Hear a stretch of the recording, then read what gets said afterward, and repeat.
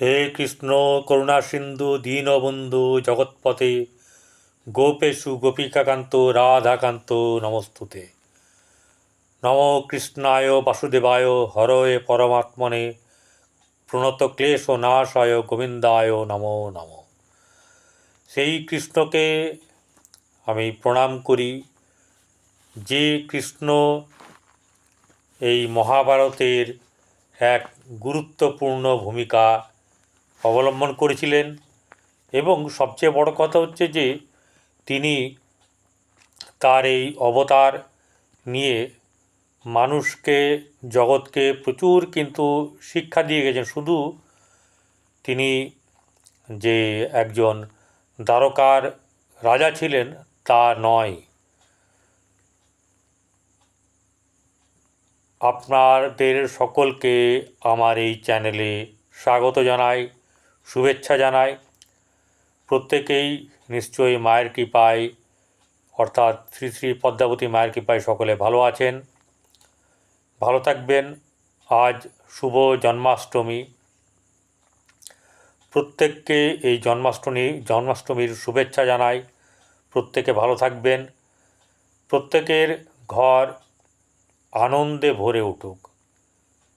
সেই আনন্দ যেন প্রতিদিন এবং মাস বছর ধরে চলতে থাকে, অর্থাৎ সবসময় যেন আপনারা আনন্দে থাকেন, সেই প্রার্থনা আমি এই বালগোপাল কৃষ্ণকে আমি প্রার্থনা করি। চলুন, কেন বলুন তো এই জন্মাষ্টমীতে আমরা পুজো করব, কাকে পুজো করব? সেই বালগোপাল, সেই কৃষ্ণ, যে কৃষ্ণ গালাগালি 107টা গালাগালি শোনার মতন ক্ষমতা রাখেন এবং 108টা হওয়ার পরে বধ করতে পারেন।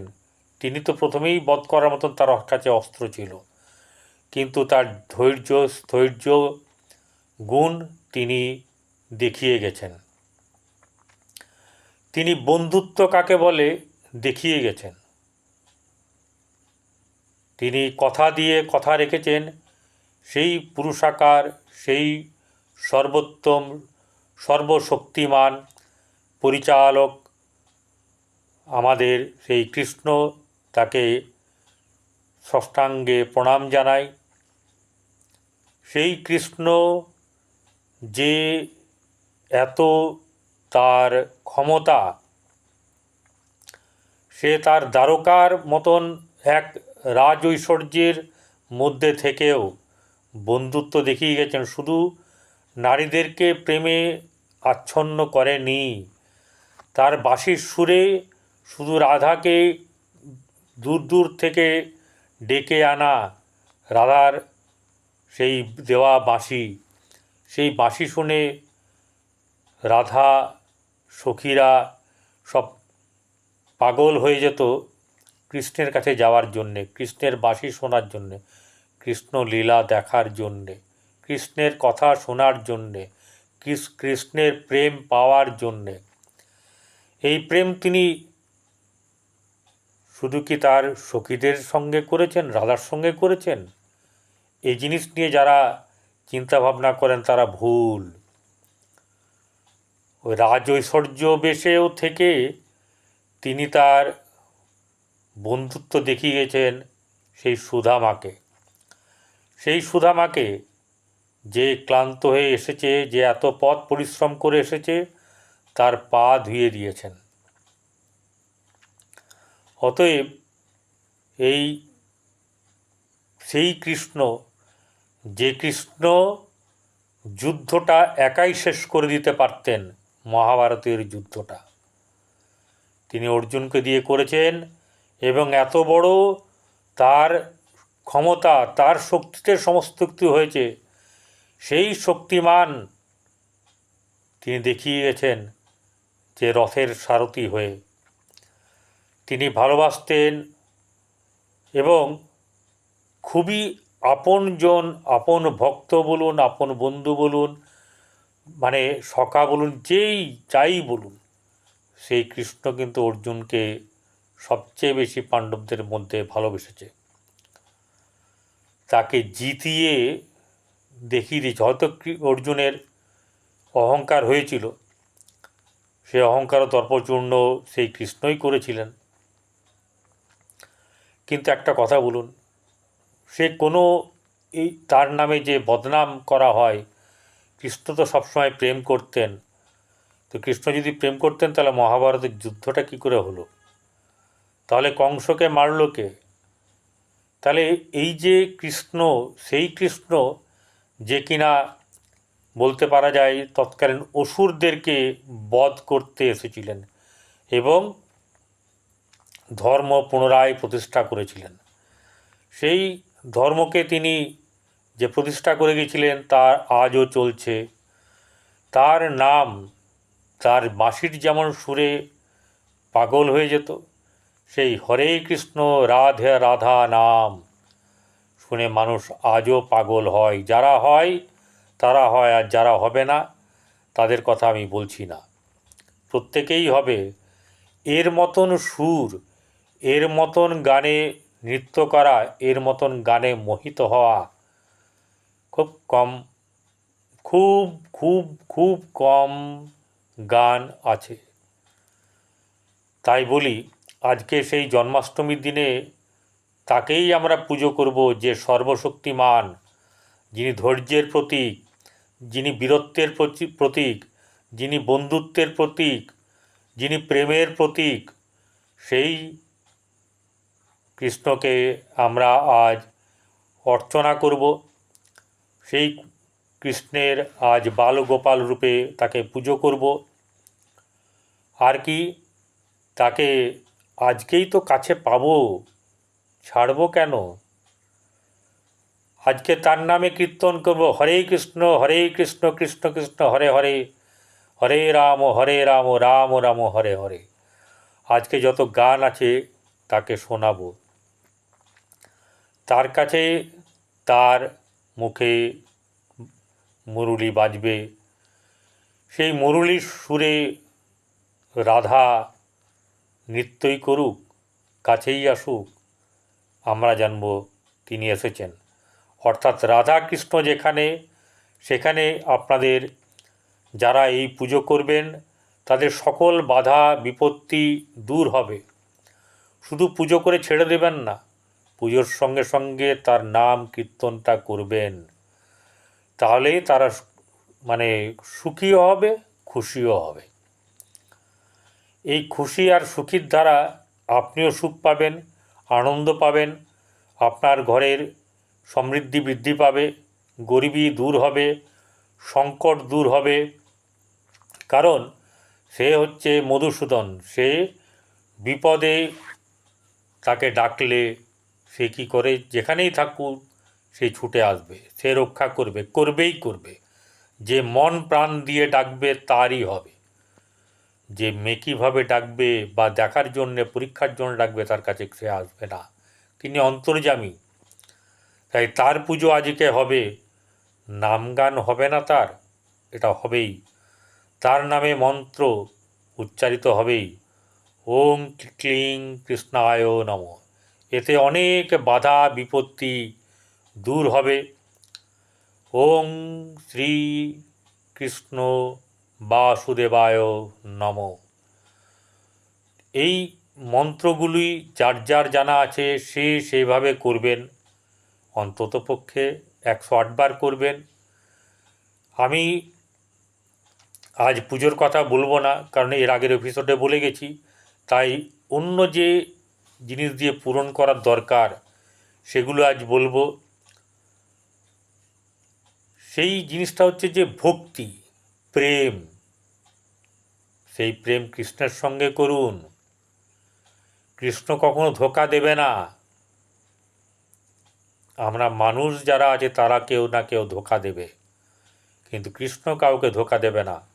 কৃষ্ণের প্রেম অনন্ত প্রেম। আজও তাই মন্দিরে মন্দিরে সেই প্রেমের গান বেজেই চলেছে। আপনি যাবেন বৃন্দাবনে, সবার মুখে শুনবেন রাধে রাধে। কেন? এই মধুর যে স্বর, সেটা আপনার প্রাণকে ছুঁয়ে যাবে। আপনার প্রাণের থেকে নেগেটিভিটি বেরিয়ে যাবে, পজিটিভ এনার্জি। কৃষ্ণ হচ্ছে পজিটিভ এনার্জি। কৃষ্ণ নামের মধ্যে পজিটিভ এনার্জি ভরপুর আছে। সেই পজিটিভ এনার্জিকে পাওয়ার জন্যে, আপনার জীবন ভালো করার জন্যে তার নাম জপ করা কি হবে? তার নামেই তো সব, তার নামেই সব। তাহলে তাকেই ডাকলেই তো সব পাওয়া যাবে। আমার আংটি কবচ পরে কী লাভ? প্রয়োজন হয়তো আছে, যার যেরকম ছক তার সেরকম ব্যাপার, কিন্তু পড়ুন, ধারণ করুন। রুদ্রাক্ষ থেকে, কবচ থেকে যা কিছু আছে ধারণ করুন, সঙ্গে নাম করুন, জপ করুন। দেখবেন সব মিলে আপনার সমস্যা দূর হবে।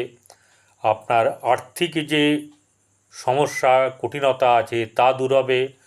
কর্ম পাচ্ছেন না, সেই কর্ম পাবেন। আপনি রোজ দুবেলা দুমুঠো খেতে পাবেন, এটা গ্যারেন্টি, আমার নয়, সেই কৃষ্ণের গ্যারেন্টি, প্রভুর গ্যারেন্টি। তার নামেই জগৎ, তাকে ছাড়া কাকে ডাকবো? তাই বলি, আজকের দিন পুজো করবেন, সঙ্গে কিন্তু নাম কীর্তন করবেন, তাকে প্রার্থনা করবেন। তার যে কৃতিত্বের ঐশ্বর্য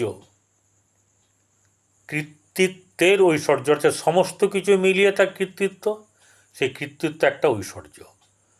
তাহলে সে হচ্ছে গিয়ে একটাই পুরুষ, আর বাকি সব কিন্তু কাপুরুষ। অর্থাৎ কাপুরুষ বলতে এটাই বোঝাতে চেয়েছি যে আমি একা নয়, এটা প্রত্যেক জায়গাতে সার কথাতে এই কথা বলা হয়। আমি সেই কথাকে টেনেই ধরলাম। অর্থাৎ তার মতন শক্তিশালী, তার মতন সমস্ত কিছু তার অধিকারে, সে এত সত্ত্বেও সে একটা কথাই বলছে যে পাপ কত করবে, আমার এই কৃষ্ণ নামে যদি কেউ মন ভরে ডাকে, যত পাপ করো সে পাপ কম হয়ে যাবে। তাহলে তাকে ডাকলেই তো আজকে কাছে যখন পেয়েছি, ছাড়বো কেন? তাহলে আজকে এই আমাদের বালগোপাল বা নাড়ুগোপাল, সেই গোপালকে আজকে যখন আমরা কাছে পেয়েছি, তখন সবাই মিলে যে যার মতো করে তাকে আমরা শ্রদ্ধা করব, প্রণাম করব, পুজো করব, পাঠ করব, নাম করব, আর জনসেবা করব। অন্ততপক্ষে 5 জনকে সেবা দেওয়া উচিত। তার নামে কীর্তন করে 10 জনকে শোনানো উচিত। 10 জন মানে আপনার কীর্তনটা এমনভাবে করুন যাতে আপনার পাশ দিয়ে চলে গেলে, আপনার ঘরের পাশ দিয়ে চলে গেলে অন্তত আপনার নামটা কানে যায়, সেও মনে মনে কিন্তু সেই কীর্তনের গানটা গাইবে। তাই আজকের দিনে জন্মাষ্টমীর দিনে চরম সুযোগ পরমাত্মাকে পাওয়ার জন্যে। তাই কেউ ছাড়বেন না। আপনার মনস্কামনা পূরণের জন্য আজকে তার মনস্কামনা পূর্ণ করুন, তাকে সুন্দরভাবে ডাকুন, তার সঙ্গে প্রেমের কথা বলুন। প্রেম মানে ওই প্রেম নয়, তার জীবনের যে কথা, যে হে প্রভু, তুমি তো এর মালিক, তুমি তো এর মালিক, তো এর মালিক, সবই মালিক তিনি, মনে মনে তাকে বলবেন। এটাই তো প্রেম। নমস্কার, ভালো থাকবেন। শুভ জন্মাষ্টমী। এটা শোনার পরে আমি এটুকু অন্তত আপনাদের কাছে আমার বলার অধিকার রইল যে যার মনে হবে যে আমার কথা শুনে একটু লাভ হবে বা হয়েছে, সে কিন্তু যদি সাবস্ক্রাইব না করে থাকেন, অবশ্যই করে রাধে রাধে বলে আজকে কিন্তু সাবস্ক্রাইব করবেন। আর যেতে যেতে একটা কথা বলি, আজকে কিন্তু মহাদেবের নামটাও করবেন, কারণ মহাদেব হচ্ছেন তার সখা, দুজনে দুজনের সখা, তাই মহাদেবের নামটাও কিন্তু আপনারা করবেন, এতে কিন্তু কৃষ্ণ খুশি হবেন। নমস্কার, সকলে ভালো থাকবেন।